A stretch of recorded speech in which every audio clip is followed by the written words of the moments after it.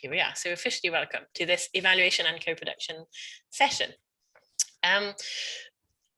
I wanted to, I'm going to invite Mike in a little bit to kind of share some thoughts as a bit of a conversation starter. But before we do that, it would be nice, because these Monday afternoon events are also an opportunity to meet other members. So it'd be nice to go around briefly. I toyed with the idea of doing breakouts, but I'm a bit breaked out at the moment. So I thought, let's do it in plenary so we hear everyone else. But as a result, because of our number, let's keep it kind of short and sweet as we go around for this very first round. But just a quick introduction. Who are you? Where are you geographically? And what brings you here today? Just in a quick nutshell. And I'm going to start with Helen, who's in my top left-hand corner on my screen. And Helen, once you've done your little nutshell, if you'd like to hand on to somebody else on the screen, that would be wonderful. All right, over to you. Thank you very much. I'm Helen Bond. I'm the coordinator for Gloucestershire Parent Carer Forum. We were very lucky to have 10 hours of co-production training from Ruth, and we are now running our own co-pro training and possibly going wild and doing a little bit of co-pro networking. So that's why I'm here. I'm going to hand over to Joanna Davis because she's next on my screen.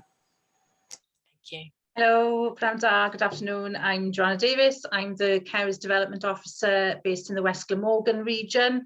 For those of you who don't know what West Glamorgan is, it's the Regional Partnership Board covering Swansea and Nice Talbot. And I'm going to hand over to my esteemed co-producer and colleague, Lee Ellery. Thanks, Joe. I wasn't expecting that from you, but I'll take it anyway.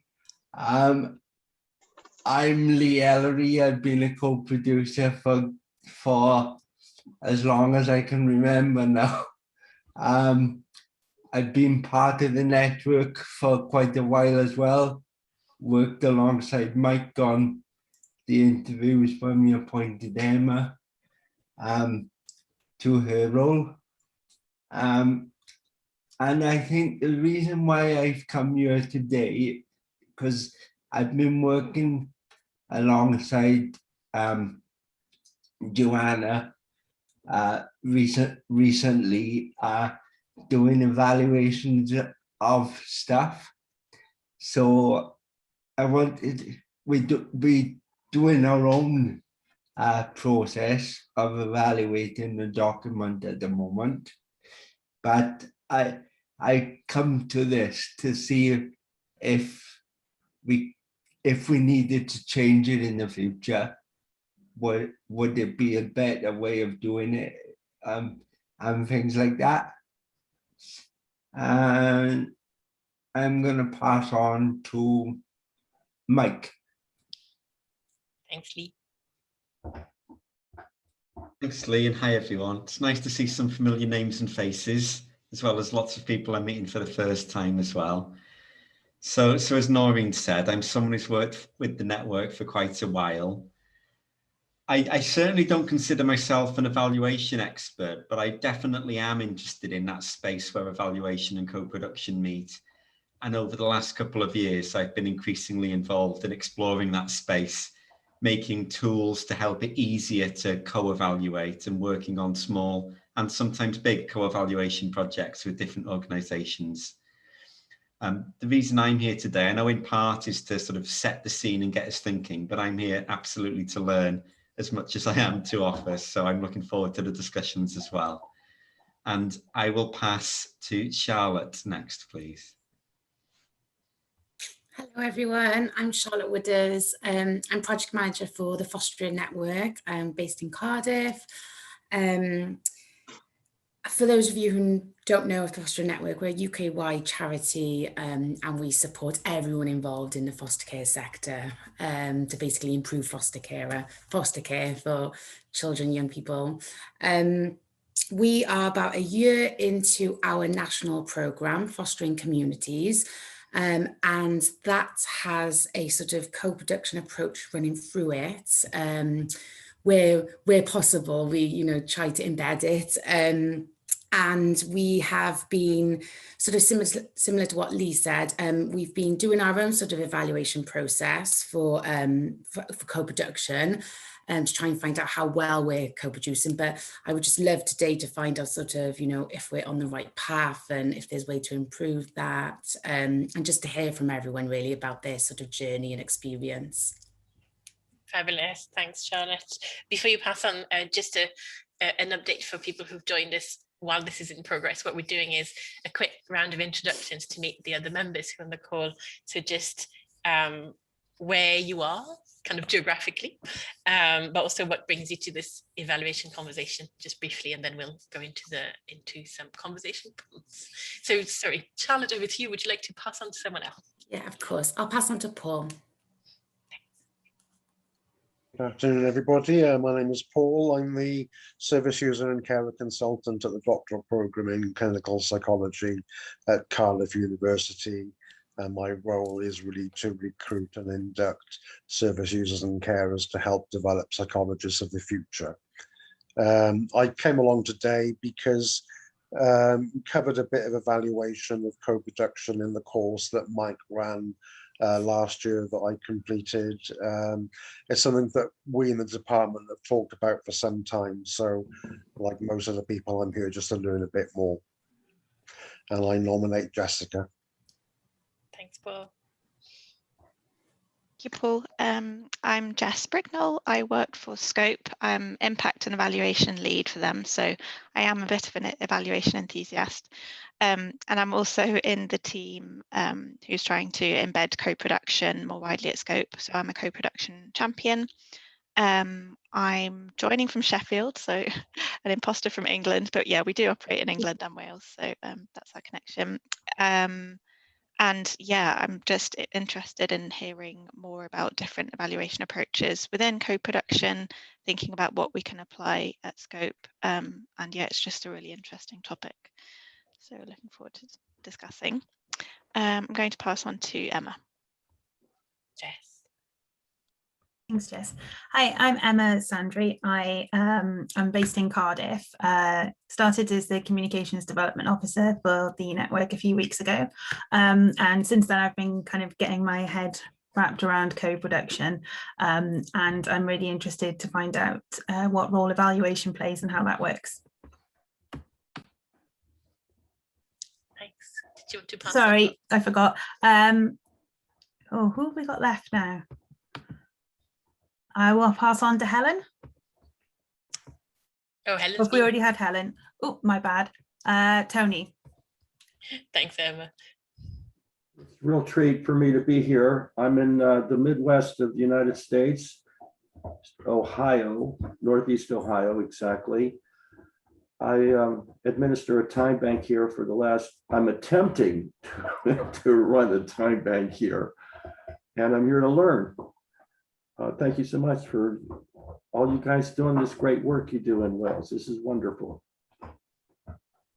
Thank you, Tony. Okay, Edo? Thank you. Hello, everyone. I'm Adele Keating. I'm based in Gloucestershire, and like Helen, who I recognise because we work quite closely together, I work for Gloucestershire County Council. My job title is Quality and Engagement Manager within education as part of our children's services. And co-production is, I guess, something that we talk about, but we really want to do as well as possible in Gloucestershire. So Helen and I have had the real privilege of learning from CoPro Network Wales. And a group of us, if you like, in terms of categories, kind of professionals, parent carers and young people learn together, which was very exciting. And from that, we have, well, we've got a real desire to develop a network, a co-production network in Gloucestershire, so that we're kind of nurturing those relationships which are key to co-production having any chance of working. And we've started by co-designing a shorter version of co-production training, kind of like a workshop, a nudging encouraging workshop that we've been co-delivering. So a parent, carer, a professional, young person co-delivering to a mixed audience. And we're quite excited about that. We've got some good examples of co-production, you know, and a real desire, I think, in Gloucestershire to do a good job. But evaluation, you know, impact, it's huge. And, you know, just would really like to, yeah, get some ideas. It feels like it's something that has to be happening really early on. And yeah, just very pleased to be here and nice to see you all. Thank you. Do I need to pass on to anybody? I'm sorry I was late arriving. Oh, that's all right. You might not know exactly who's been. So and from this point on, shall I refer to my little checklist and yes, and pass on your behalf? Thank you. Thanks, Angela. John, can we come to you next? Yes, certainly. It's John Williams from Denbighshire County Council up in North Wales, where I'm part of the regional collaboration team. And our focus is very much on the regional commissioning of services for children, young people and adults with complex needs.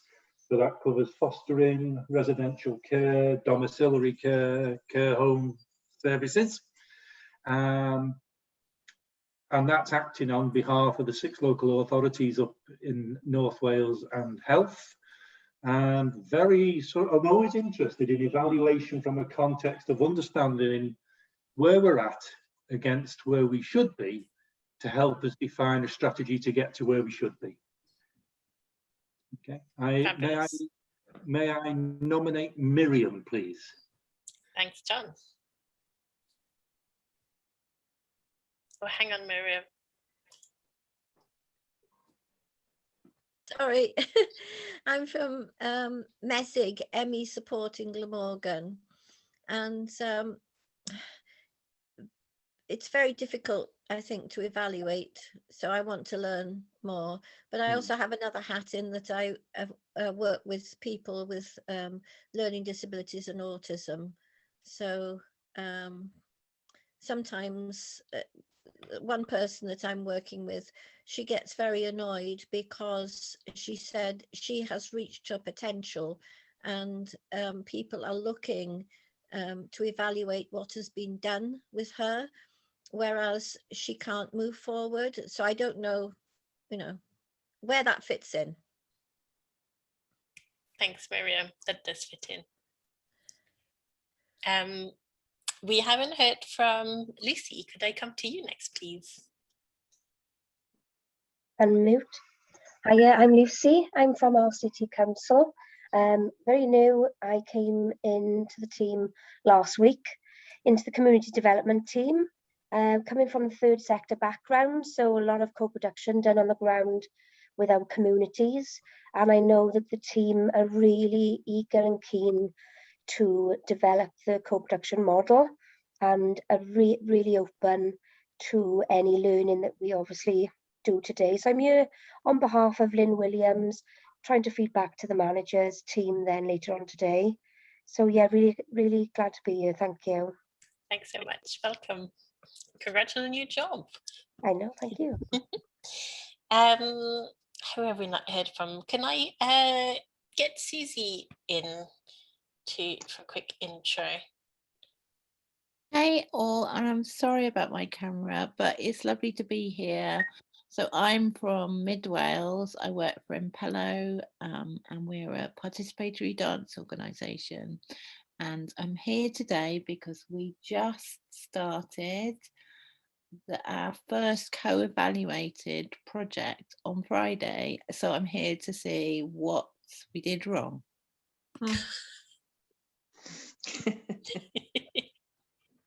Thanks, Susie. Can I call in Pravan for a quick intro? Have I said it right, first of all? Have I pronounced your name right? Yes, okay. Cool. Hi guys, my name is Bravon Mshiringani. Currently I'm working with BAMT. I started the post on June 1st. So my main role is to deal with the Black and ethnic minority in the community. So I'm the BAME engagement officer, and I'm here to learn how to evaluate the work I give out to the community. So thank you. Amazing. Thanks. Welcome. And another kind of quite new in post. Congrats on the new job too. And we've got Claire as well. Claire, are you there? Yes, I'm here. Hey. I got to apologise for my camera as well. I'm having technical difficulties this afternoon. No worries. I'm a colleague of Lucy's. I also work for the community development team in Rhondda and Taff Council.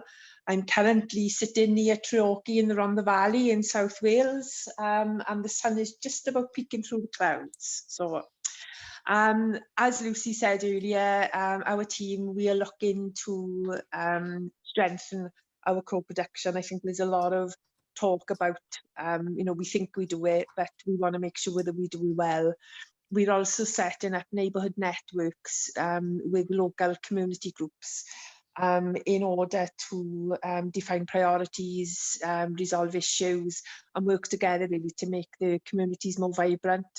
So obviously the best way to do that is in a co-production manner.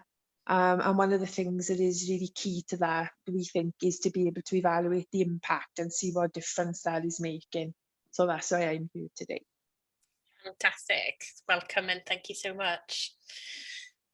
So I think at this point, I hand over to Mike with some thoughts and some conversation starters. And even though I said I was a bit breakout roomed out because of the number we've grown to, I think we will do breakouts after this for a bit of thinking space and then come back into the main room for discussion afterwards. But for now, without further ado, Mike, the floor is yours. Thanks, Noreen. I forgot to say, by the way, I'm up in Wrexham in North Wales, just so you can sort of locate me on your mental map. And I don't want to take the floor for too long, because I know there's lots for us to talk about, and the value of sessions like this really comes from the conversation. But what I have prepared is just 10 pointers, which from all of the thoughts that we as the co-production network have given to co-evaluation seem to encapsulate the sense of it quite well, and hopefully give us those good things to get our teeth into and get our thoughts going before we go into those breakout rooms shortly. I think just to qualify them all before I begin, I don't believe there's any one way to co-evaluate any more than there's any one way to co-produce. And so what I'm not going to present now is the simple guidebook for how everyone's co-evaluation should look. I think that would be sort of meaningless by definition.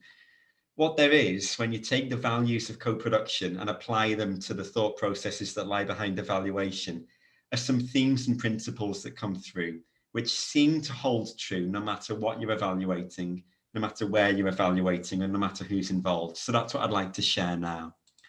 So I'm going to bring up a slide on my screen and just briefly walk through these points one by one. So the first point that I wanted to share is that people are not data points. As evaluators interested in co-production and co-evaluation, we're not scientists carefully manipulating variables in an experiment. We're people who are interested in the lived experience of other people and want to make things better for everybody. And I think realizing that from the earliest step is really crucial to everything that follows. We are evaluators, but we don't work with data, we work with people.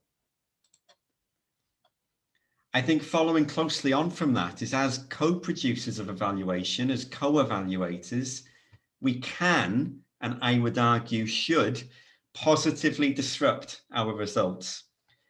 I don't believe we should be trying to not disrupt our variables, making sure we're neutral and independent and somehow distant from the work. Because frankly, I'm not convinced that it's possible. As co-evaluators, we have to get into communities, get stuck in, talk to people.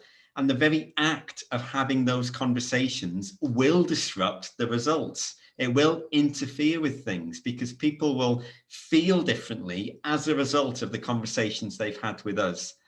If we ask people questions and ask them well, it can make them feel good.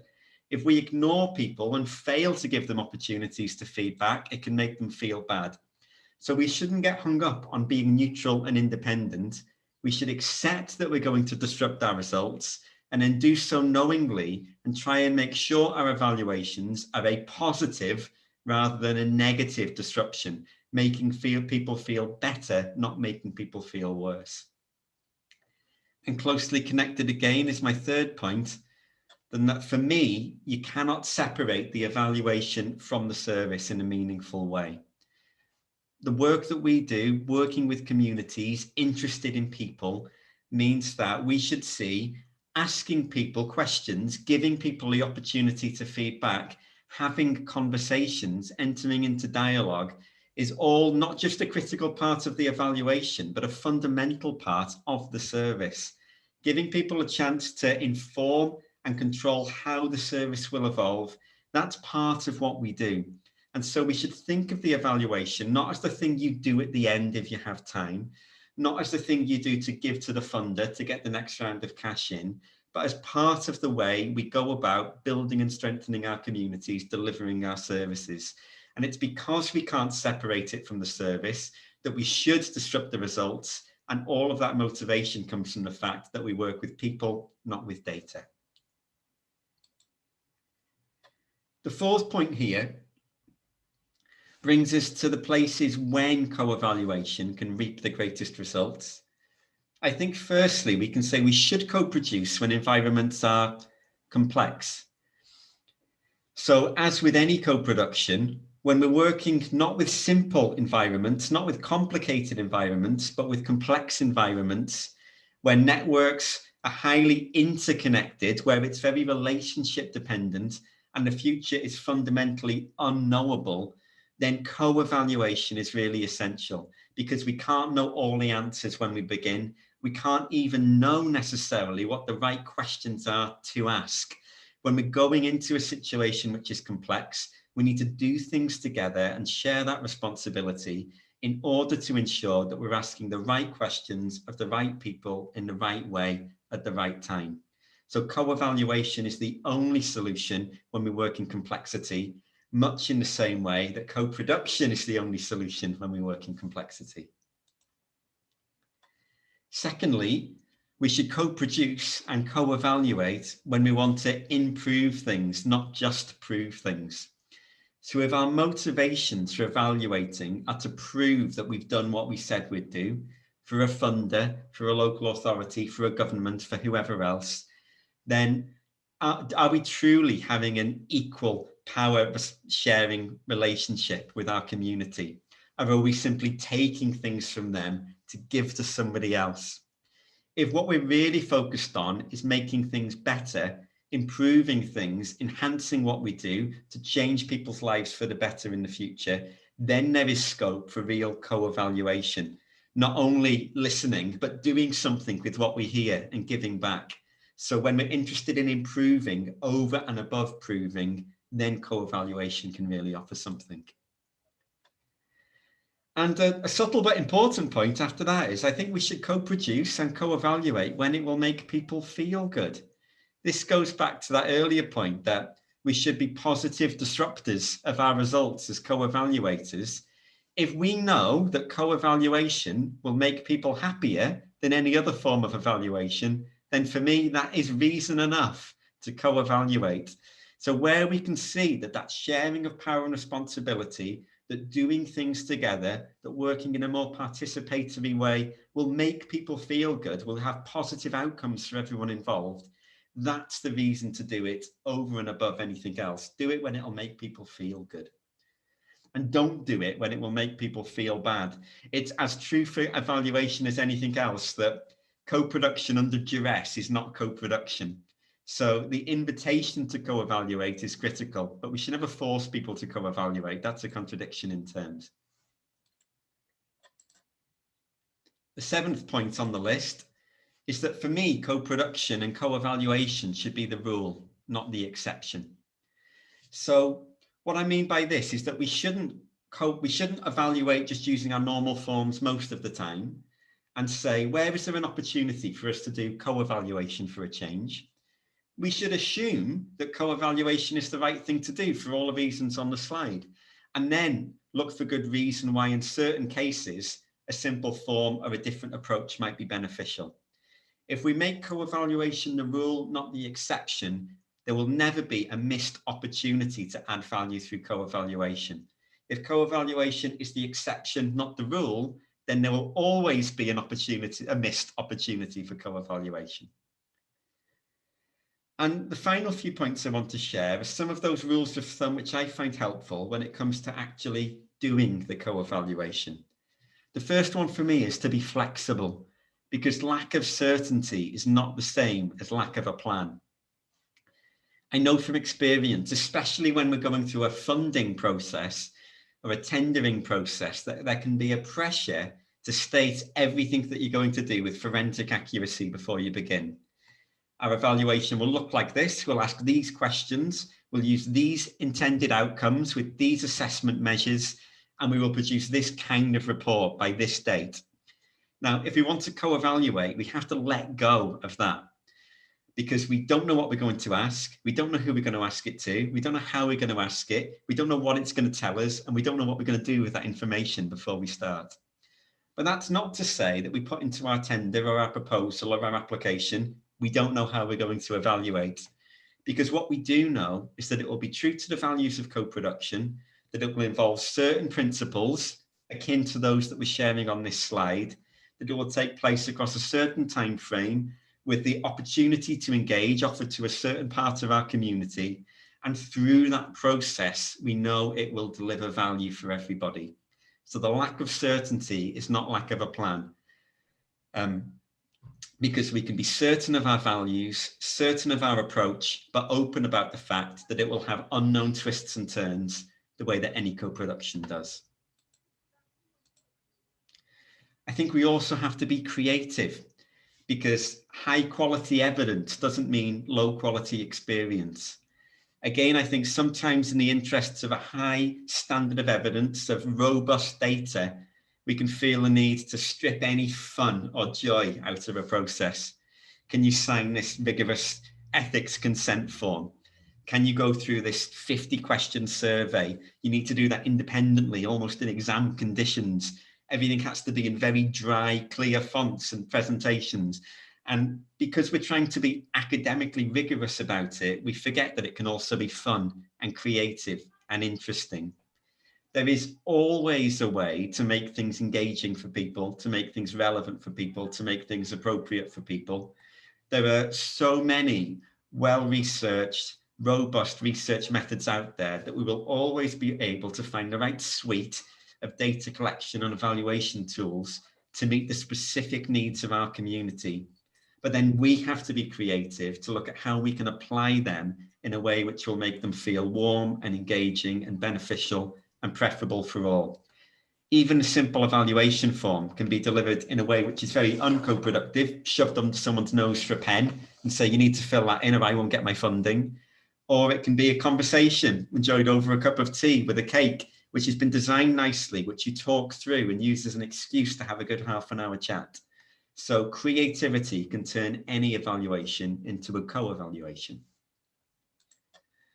And last but not least, I think it's important to start from where you are. I mean, what I mean by this kind of reminds me of an old joke my granddad used to tell about a man walking through Southern Ireland and a car pulling up and being lost and winding the window down and saying, can you tell me the best way to Dublin? And the person saying, well, I wouldn't start from here. And I think there's a danger of that sometimes when we put pressure on ourselves to be co-evaluators as well. We know what we're doing now. We know what we want to do, but it might feel like such a leap that it feels impossible. And when something feels like that, there's a real risk of just defaulting back to what we've always done.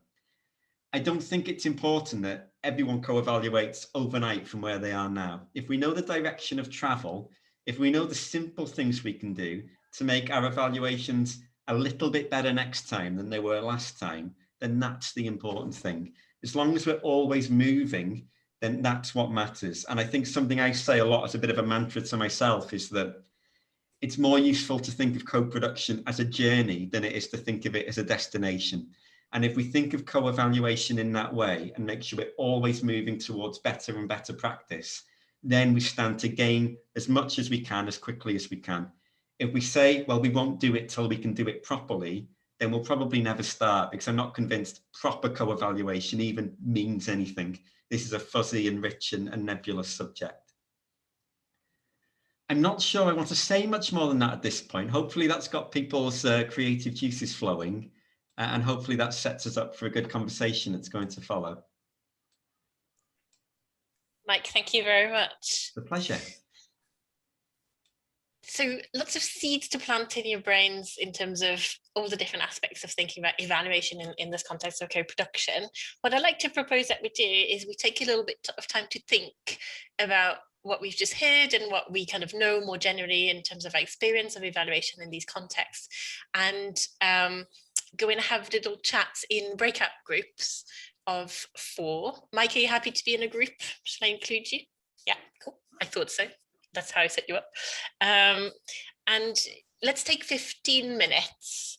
So it is, yeah, let's come back at about 10 to, and just have some time to think about what Mike's been talking about, but also how does that chime with our experience? Do you have any questions? Do you have any challenges, things that you've tried, any problems, or any successes as well? We also want to hear things that work well that we can share the learnings from. When we come back at 10 to, we'll kind of hear back from, you know, what are the standout points or any questions, any things that you want to bring, and go into a discussion for the rest of the session, which finishes at 5:30. So yes, everybody okay with that? Shall I send you out into breakouts? And you'll have a little counter in the corner that gives you the time that's going on. Okay. I think you've all been in breakout rooms with me at some point, but just so you know, you're not stuck on a remote island once you're out there. If anything goes sideways, you know, technically or anything like that, you can always come back to the main room. You can press a little question mark button and I can come and help you troubleshoot. So I am on hand if you need me. But other than that, otherwise, I shall see you in 15 minutes. Here we go.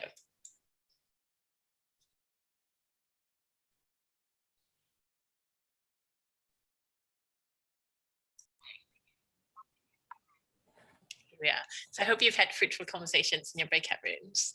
I'd love to hear if you've had any kind of questions or comments or any thoughts or ideas to bring to seed into a wider conversation. Would anybody like to share some of the points that have come up in their conversations, anything that stood out for them? We could go group by group if you want, or you can just kind of pop like popcorn, just pop up when you have something. We've got Helen leading. Go on then. I'm not a leader, not really. So we were group 1, so I'll kick you off. But actually, Susie was really good at kind of referencing the tension between kind of the academic and organisational need for data and the organic nature of co-production. You know, and how do you manage that when you're trying to evaluate something which, you know, might have started off in one direction, but actually has, you know, shifted quite a way. And I think Adele and I noticed that when we were starting our co-production training, you know, we kind of felt we were going one way, and that's not where we've landed. So yeah, how do you do that? You know, and Mike said very clearly at the beginning, you know, people are not data points, but if you're working with a university, we're kind of driven to, well, how can we replicate this? What's the scientific model saying? And that's not how co-production works. No, it's not. And there's definitely an understanding, I think, of working in complexity and how we can replicate an approach, but we can't just scale a solution that's been developed by co-production. I'm wondering if Mike, you'd like to add anything or in response to that point. Any thoughts on that? I'll do my best, with the caveat, of course, that I don't have perfect answers to any question, but I'll certainly share thoughts where I can. One thing you did just make me think of, and where in my academic experience it pointed to where there may be some interesting answers. And prior to my co-production life, I worked for a university and I was a business manager, but actually based within a School of Art, Science and Technology. And within the art school, you would see a far more interesting approach to the concept of data than you would see within the faculties of science and technology. And whilst there is a need for like a robustness to data, that doesn't necessarily mean things need to be quantified or even quantifiable. Data can be fuzzy, it can be messy, it can be qualitative, it can be experiential, it can be practice-based. And actually, what comes out of some of the creative faculties in academia, the way that they approach academic rigor whilst working in those messy and fuzzy spaces can point to some of the ways in which we can achieve that academic rigor when working in our messy and fuzzy spaces. And often I think, if you were going to characterize co-evaluation by anything, for me, it's stories. How do we capture stories, and how do we protect those stories in our analysis?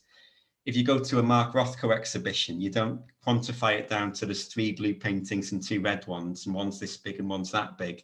You stand in front of them and you allow that qualitative experience to wash over you, and that's the data. It requires no deeper analysis. And I think there's something to be said in the way we approach our data as evaluators as well. Helen.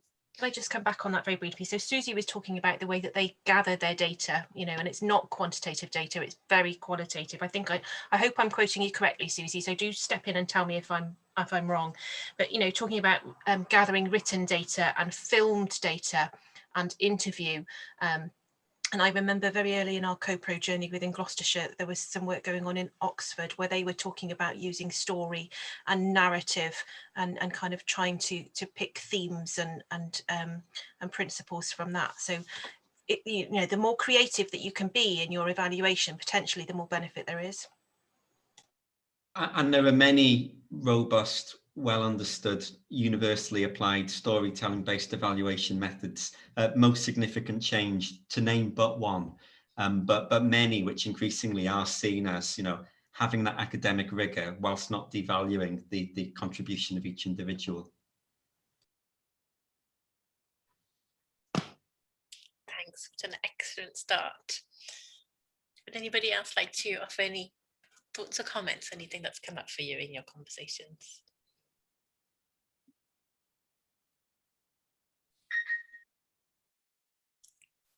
They don't have to be fully formed, don't be shy. Joanna, I'm going to yes. jump in and make a point. I got a little, Mike talked about academic rigor, and just simply, how to put this, the development, the purpose of co-production is not, to me, new. It's not handed down from academia. And as a matter of fact, children and parents and clans and tribes of people for centuries have been practicing co-production. And the theme of balancing purpose and process really is about the master. I hate to use that male term, but the and student, or the in the trades, for example, the apprentice and the expert, or the tradesperson and the apprentice. So this learning that occurs for whatever the purpose of the trade is, or the school, or the you know, cooking, going hunting, occurs natively, occurs without judgment, and occurs on the context and the situation, which is impossible to evaluate. And only by the participants can that evaluation occur. That's my point. Thank you. Thanks, Tony. Joanna, did you want to come in too?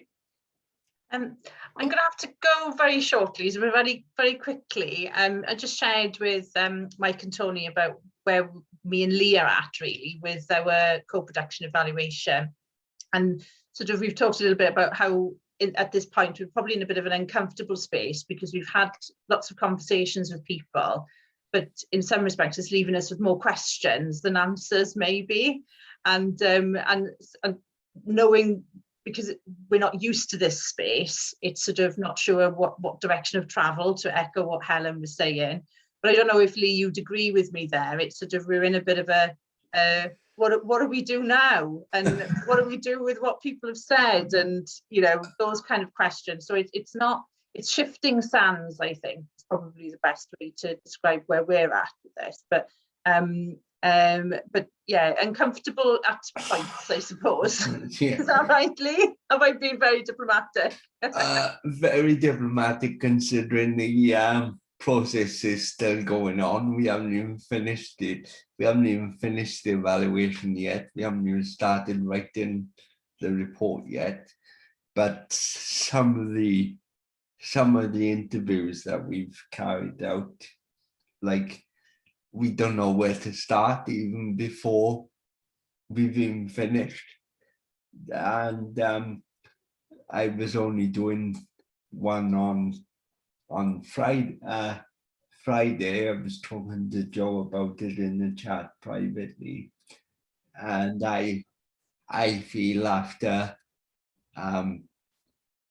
me and one of the other co-producers, who some of you might know, Kelvin Jones, who's also helping me in the process. We received some secondary information from the person that we were interviewing, and I feel, as someone that's got to do all the process, that we need to speak to more people than we anticipated, just because that evidence has come to us in writing from that person, as well as interviewing her. So, you know, it's difficult. We thought we were going on an easy journey, design the evaluation, ask the questions, and then we get some people come into the interviews which are like quick question and answer sessions, realize that they're happy with the process that we've gone through, and that's that. And then you get the more difficult ones then who give you secondary evidence later on, which makes you think of more stuff. So that's where I am at the moment. Thanks, Lee. The layers of the onion being uncovered. Yeah. Thank you so much. Joanna's had to pop off to another meeting, but thanks for that contribution. I've got away from Adele, and then after that, I'll go to hand up from Susie. I don't know what number group we were in, but just jump in, anyone from the group. But I think we started talking about, you know, the messiness and embracing the messiness. And that's about experience and how we just are. And that's what I quite like about the whole approach of really kind of thinking about what co-production is. Also like that idea that co-evaluation is actually it's not separate. I think I had it separate in my head. It's the same thing.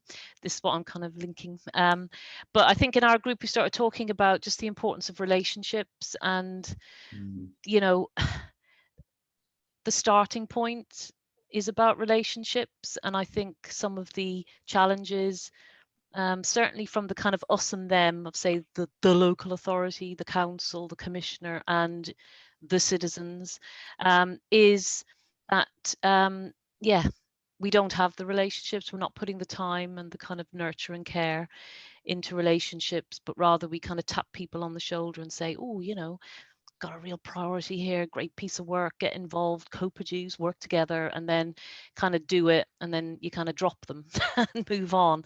And there's something there about, you know, continually evaluating the relationships, and how important they are, because actually the power imbalance, the power sharing, the shared responsibility really emerges from, it's not about the council or the commissioner initiating the conversation. It's about the citizens. We're all talking together. And there was just something there about, yeah, kind of the importance of relationship. And I think Lee made a really good point about, I think with that then comes confidence to be able to really do that strong support and challenge, you know, from that restorative practice type approach.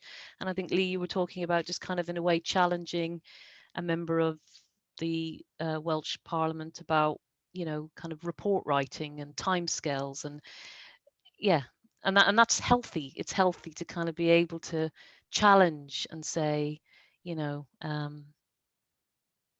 what is this for?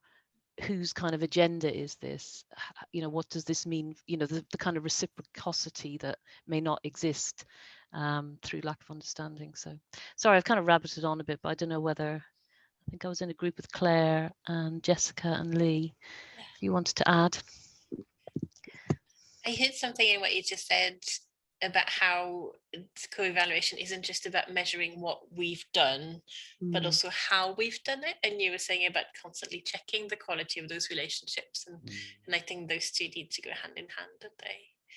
I just saw a little away from Charlotte, but can I check in with Susie, who had her hand up and then put it back down? Can I check with you whether you wanted to come in, Susie? It was just sort of mark out what Lee said about time, because it feels really important, like making sure that we have the time, because already I'm aware in our sort of baby co-evaluation that, yeah, like just that we're kind of already going back and checking in with people, and yeah, we hadn't, in sort of thinking about the resources we're going to need, like time's the thing I hadn't figured in as much, and it's like already a learning point. And yeah, hearing that from Lee. Thank you. Should we go to Charlotte next? I had a little wave there. Hello. Yes, so it's just sort of touching on what Adele said, in that you know, the importance of nurturing those relationships, and of course just not sort of engaging people and then dropping them and not sort of keeping them in the loop. Isn't it about, well, where did that project go? You know, what were the next steps? What impact did it have? And we've sort of to sort of help conquer that, we've built a strong advisory forum with our foster carers across Wales, and we sort of touch base with them once a month, and we meet for sort of 2 hours, and we'll have sort of like a mixed agenda, and we've just spent quite a bit of time nurturing those relationships. And every time we meet, we will ask them to sort of, you know, spare a few minutes to feed back to us about the co-production process. And the feedback has been really positive. You know, they have felt, you know, part of the professional team, and it's just, yeah, it's been really beneficial, I think. And then we've sort of been able, because we meet quite regularly, being able to sort of go back to them at different stages of different pieces of work and update and keep them involved in that whole cycle, really. So and yeah, it's just a really good, strong group now, and we see sort of the attendance is always quite high, and people who are, yeah, involved for the long run, it seems. And it's an additional role on top of their everyday foster carer roles, so they're there voluntarily. It's not part of their, you know, yeah, local authority role or fostering service role. So yeah, and I think it just benefits the whole group.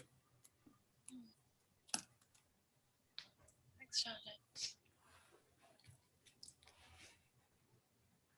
Any thoughts or reflections on any of this? Oh, Claire, over to you. Yeah, I just wanted to comment on that. I think that's a great idea. And I think, you know, to get to a place where co-production works is having that cyclical approach where you're not just dipping in and out. It is something that's on, you know, people's regular agenda.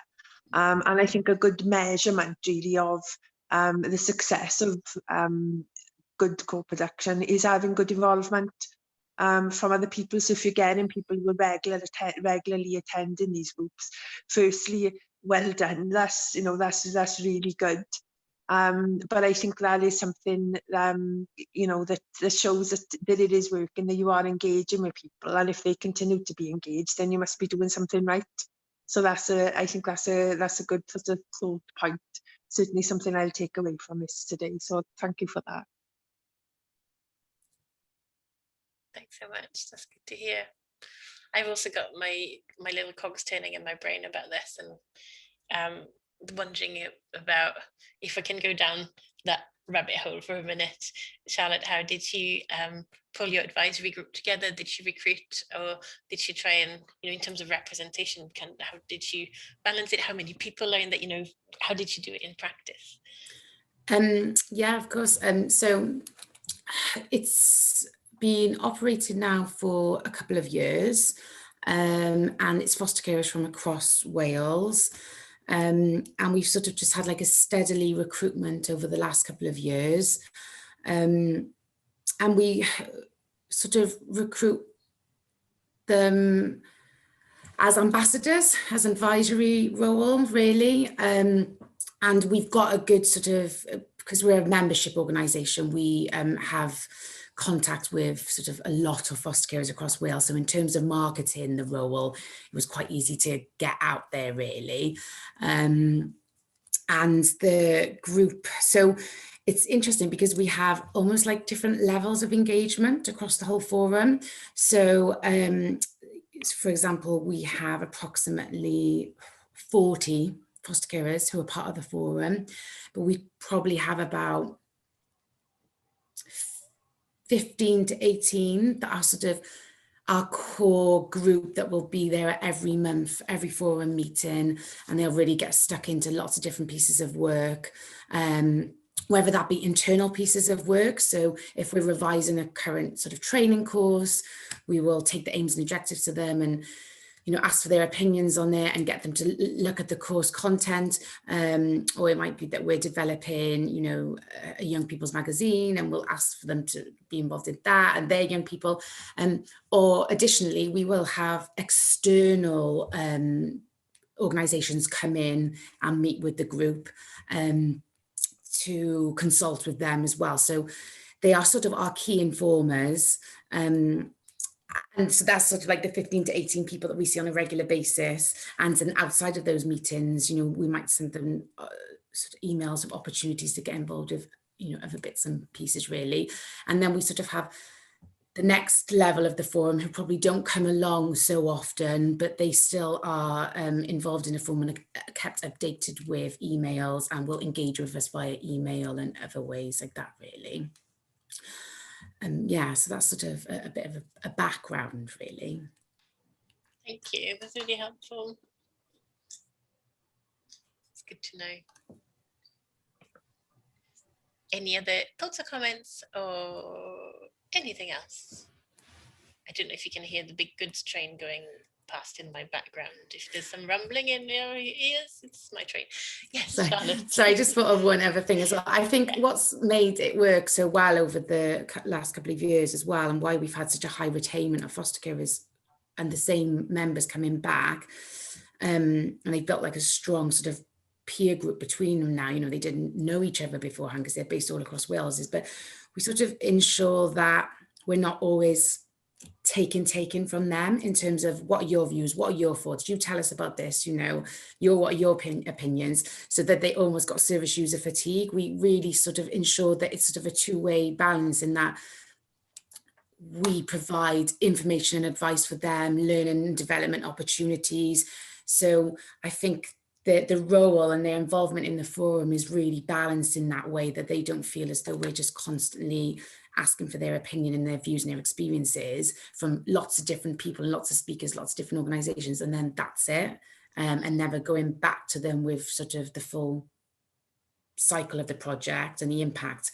We will do that as well as offering them opportunities as well. So yeah, if we do have a piece of research that we're working on with Cardiff University, and you know, we have a speaker to come along and present on that research and ask for them to be involved, we will always ask that, you know, in return there's a bit of sort of learning and development opportunities for them, and yeah, they get something in return as well. Amazing, thank you, that's lovely to hear. That it's interesting that they recruited on a kind of like, you know, this is the role description, this is, you know, this is on a voluntary basis, but still this is the expectations. But that clarity about this is what you get as well as this is what's expected of you, or this is what you can expect of us in exchange of what we expect of you. Yeah, and that feels very balanced. Paul? Yeah, I just add to what Charlotte said, actually, yeah, about giving something back to the people that are involved in co-production. At the doctoral programme, we make sure that we pay service users and carers for their time. that doesn't apply to everybody if they're on certain benefits, but a lot of universities will just say to people that they have to check with their local job centre for information on benefits, but it's their responsibility. Whereas I've done some research and provided written guidance on where the benefits issues lies. But there's an option for our service users and carers to claim remuneration for their involvement. And I'm also looking at providing set support and development meetings in the same way that you would have joint progress reviews with paid staff.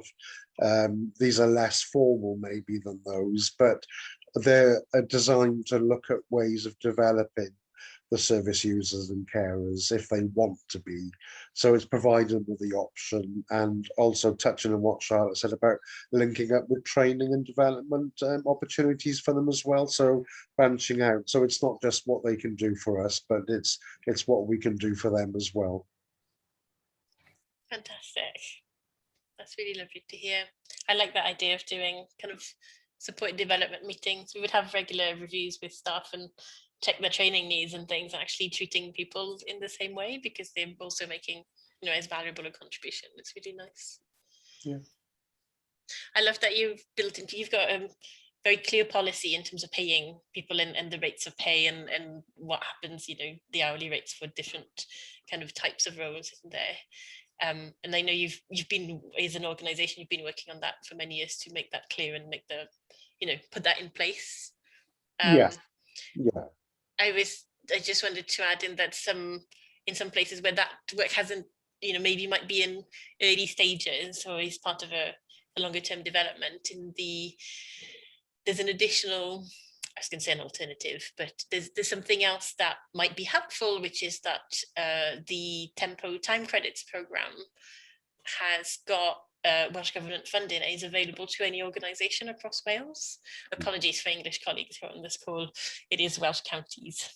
But if you you know, give me a shout and I can forward an email or you know, contact Tempo, but you're eligible for a certain number of hundreds of time credits per month. It's all funded by Welsh Government, and it's a way to kind of give something to the people that you might not be able to pay with cash at the moment because of kind of systems catching up, but actually you can still give something in exchange for their time, and so they can access experiences and services, including some online, which has been developed recently with lockdown. So there's maybe an additional option to you in terms of that parity and that reciprocity.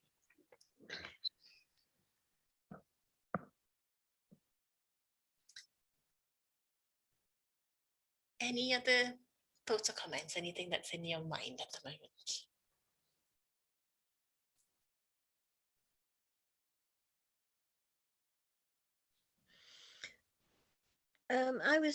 I was glad to hear that there are so many different ways of doing these things, because I'm very, very aware with people with learning disabilities that sometimes asking questions is something extremely negative and frightening. And so you have to think of some other way.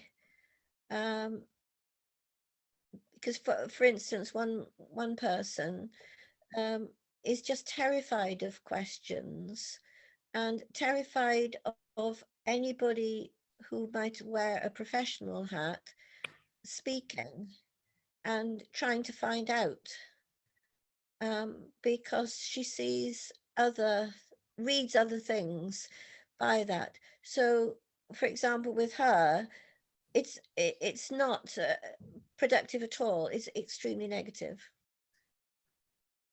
So yes, you have to think of other ways of doing things. I think that was very helpful from my point of view.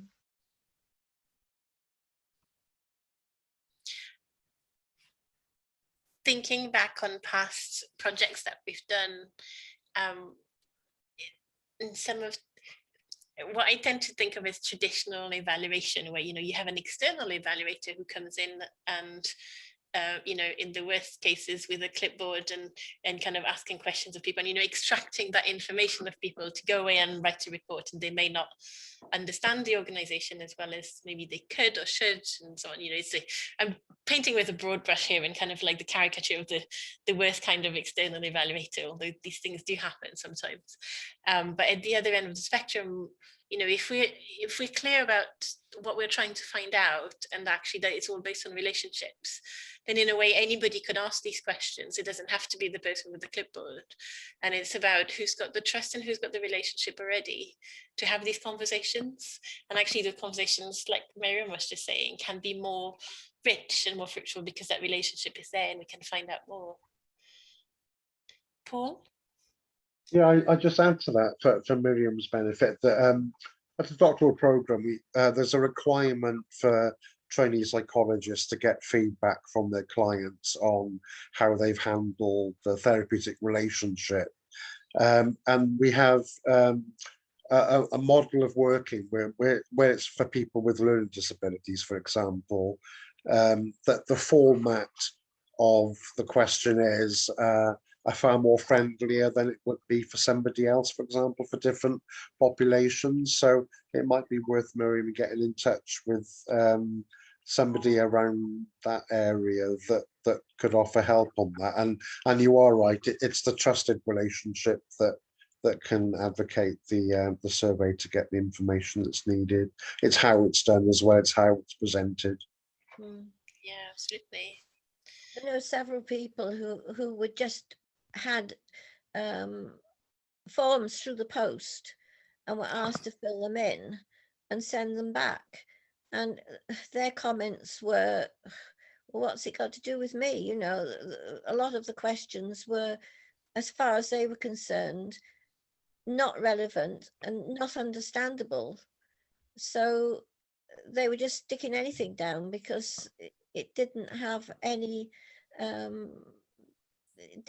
relationship to what they were thinking about or what had been done with them. What a shame. Adele, did I see a little wave from you? Would you like to come in? Thank you. Yeah, just kind of linked to what has just been talked about, but also the kind of power of stories and sharing your story. Yeah, just an approach that we have with a team of young people called Future Me Gloucestershire, whose tagline really is about young people, for young people and by young people. And they produce a lot of information and content around the kind of big, broad areas of preparing for adulthood. But part of what they've been doing, say they've co-produced a resource pack on mental health and well-being, and also one on education, training and employment. But with the first one, what they agreed and wanted to do was to share their own experience of mental health and well-being, so their own stories, not as experts, but just experts on themselves, and just sharing something about their experience and kind of what helped, and maybe things to consider if you were another young person reading this story. And so for the next one, it was amazing. It had really engaged with young people, and they started to share more examples and their own stories of, say, traineeships or, you know, and I think there's something quite like, because I work with this team of young people, something very empowering about being able to share your story. And there's a lot to be learned. So I'm a real advocate for storytelling. But one of the things I really learned from the exercise, particularly with the second one, where lots more stories were coming in to help share, was that we do rely a lot on things like case studies, and we think these are people's stories, but actually they're stories we tell funders and things. And actually to be able to just spend time to sit down and enable somebody to share their story is far more beneficial than posting out lots of questionnaires to people and bombard them with questions that actually are pretty meaningless.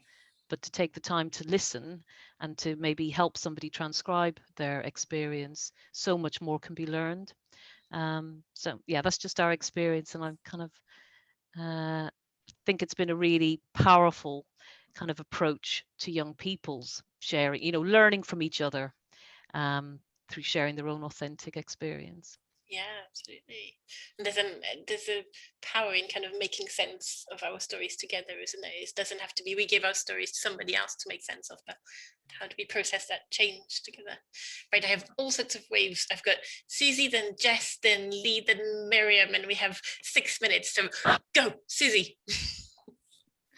Yeah, just Miriam was sharing in our group. Miriam, I hope you don't mind me sort of saying, but also what you just said, and then the stories. It's just striking me about keeping it simple. Like Miriam, or just because she's got really good relationships with the people that she's working with, like how you capture them in a simple way and share those, because I think those, if it's to the funders and commissioners as well, that is really compelling, in the same way as kind of Adele's model, where you bring in an organization and they support people telling those stories, that it can be also quite simple. Yes, yeah, absolutely. Thanks, Susie. Jess, over to you.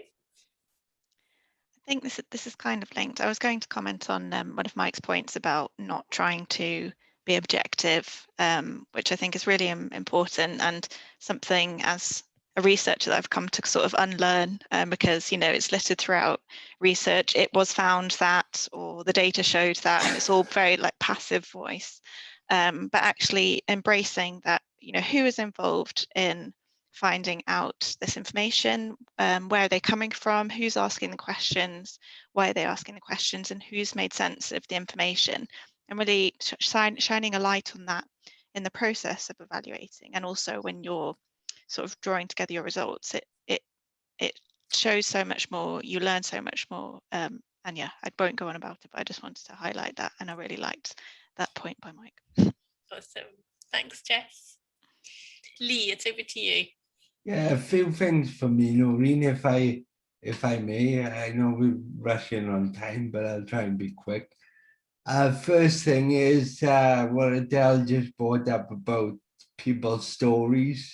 That's key, especially people who are starting out on the co-production journey. It's nice to hear their personal stories.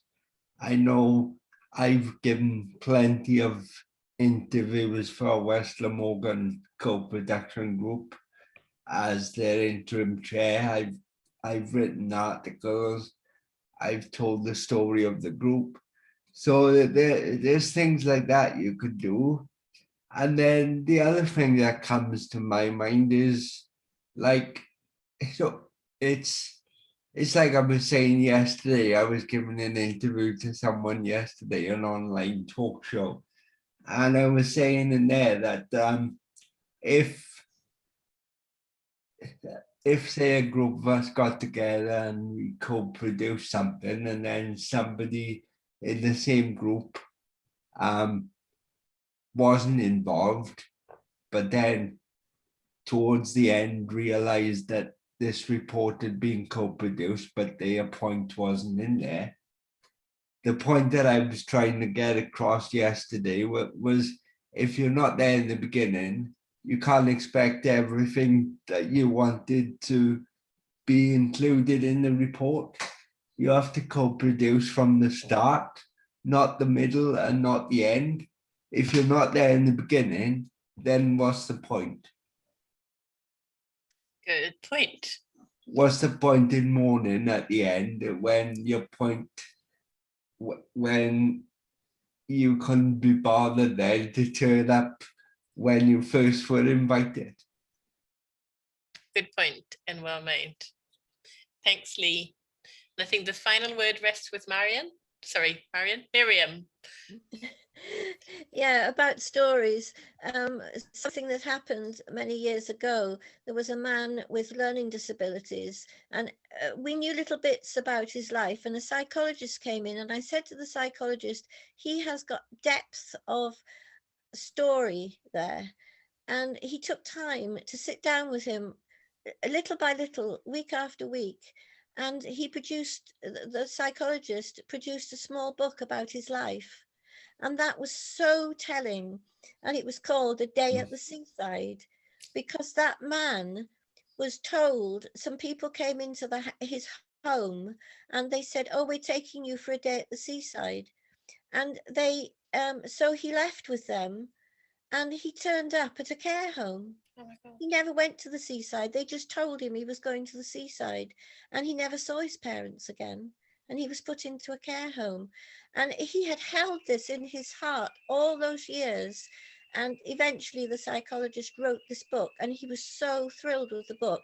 And everybody bought these books. And, you know, it told us so much about a system that wasn't working properly. Thanks, Miriam.